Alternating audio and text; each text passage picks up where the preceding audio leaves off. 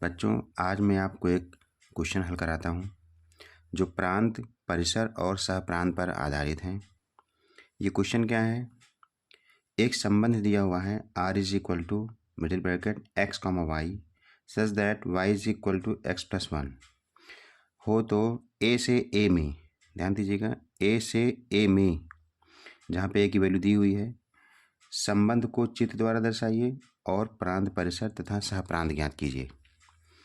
तो आइए देखते हैं ए से ए में कैसे सॉल्व होगा। ये बहुत अच्छा प्रश्न है। सबसे पहले आप देखिए कि यहाँ लिखा हुआ है y is equal to X plus one.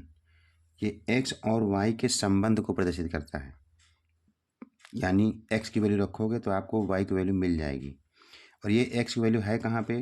ये जो value a is equal to दी हुई है, यही सारी x और y है। मतलब x की वैल्यू भी आपको इसी में से रखना है और y की वैल्यू भी इसी में से होनी है। x का मान भी इसी में रखोगे और y का मान जो भी आएगा वो इसी में से ही होना चाहिए। तो देखते हैं कौन कौन से संबंध बन पा रहा है। मान लेते हैं if x is equal to 4। यहाँ हमने 4 ले लिया, तो सबसे पहले आप देखिए y इज इक्वल टू क्या होगा, 4 प्लस 1 यानी कि 5। तो इससे एक पेयर बन गया, वो होगा 4,5, 4,5। और ये किस में बिलोंग करेगा? R में, इसके अंदर आ जाएगी, यानी 4,5 पेयर इसके अंदर आएगा। एक दूसरा ले लेते हैं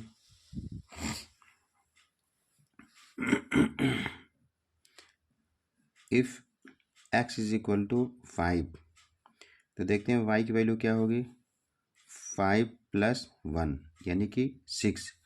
तो इसमें आपको मिलेगा 5,6, 5,6 एक पेयर आपको मिलेगा जो R के अंदर होगा। तीसरा होगा if x is equal to 6। तो y इज इक्वल टू जाएगा 6 प्लस 1 और इसमें आपको मिल जाएगा 7। तो ये जाएगा 6,7 बिलोंग्स टू R। हो गया। लेकिन ध्यान ये रखिएगा y की वैल्यू हमेशा इसी की होनी चाहिए, x भी इसी का, y भी इसी का। एक और लेते हैं if x is equal to 7। तो y इज इक्वल टू जाएगा 7 प्लस 1 मीन्स 8। ये हो जाएगा 7,8 बिलोंग्स टू R। और एक लास्ट ले लेते हैं x इज इक्वल टू 8। तो y इज इक्वल टू हो जाएगा 8 प्लस 1 मीन्स 9। अब आप देखिए क्या इसमें 9 है? कहीं नहीं है। इसका मतलब है कि 8,9 नॉट बिलोंग टू R, यानी वो R का रिलेशन नहीं होगा। रिलेशन तो सही है, लेकिन जो वैल्यू आई है y की वो इसमें नहीं है। 8 तो है लेकिन 9 नहीं है, इसलिए ये वाला पेयर इस R के अंदर नहीं होगा। तो आइए देखते हैं ये बनेगा कैसे। इसको लिखेंगे capital R is equal to इसी को मैं अब रोस्टर विधि में लिखता हूँ।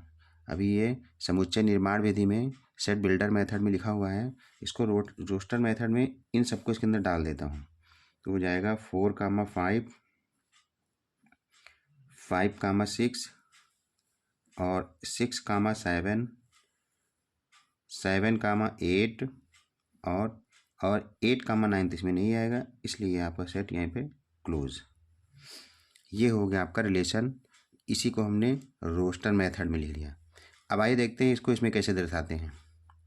सबसे पहले आप देखिए 4 का रिलेशन 5 से है, तो मैंने 4 का रिलेशन 5 से दिखा दिया। 5 का रिलेशन 6 से है, तो 5 को 6 से शो कर दिया। 6 का 7 से शो कर दिया, 7 को 8 से शो कर दिया। लेकिन इसका रिलेशन किसी से नहीं बन पाएगा। तो अब देखते हैं इसमें डोमेन क्या होगा, रेंज क्या होगा।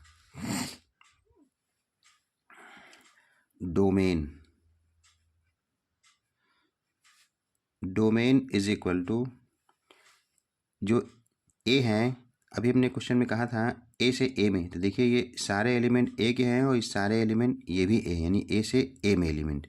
तो डोमेन जिनका जिनका रिलेशन बना हुआ है इधर, वो कहलाएगा आपका डोमेन। 4, 5, 6, 7, ये हो गया आपका डोमेन। इस 8 को नहीं लेना है। और रेंज क्या होगा, जिनका जिनका संबंध बना हुआ है, जैसे 5 6 7 8, ये हो जाएगा 5 6 7 8, ये हो गया आपका रेंज। और कोडोमेन क्या हुआ, कोडोमेन, शॉर्ट में कोडोमेन लिख देता हूँ, इसका मतलब कोडोमेन ही है। ए के सारे एलिमेंट 4 5 6 7 8, ये सारे एलिमेंट आपके कोडोमेन कहलाएंगे। इधर के वे सारे एलिमेंट जिनका इधर रिलेशन है वो डोमेन कहलाएगा, और इधर के जितने एलिमेंट होंगे जिनका रिलेशन होगा वो रेंज कहलाएंगे। तो उम्मीद है कि आपको ये वीडियो समझ में आया होगा। Thank you. हमारा वीडियो आप सब्सक्राइब कीजिए, देखते रहिए, आपको तरह तरह के मैथ के गूढ़ रहस्य मैं आपको बताता रहूँगा।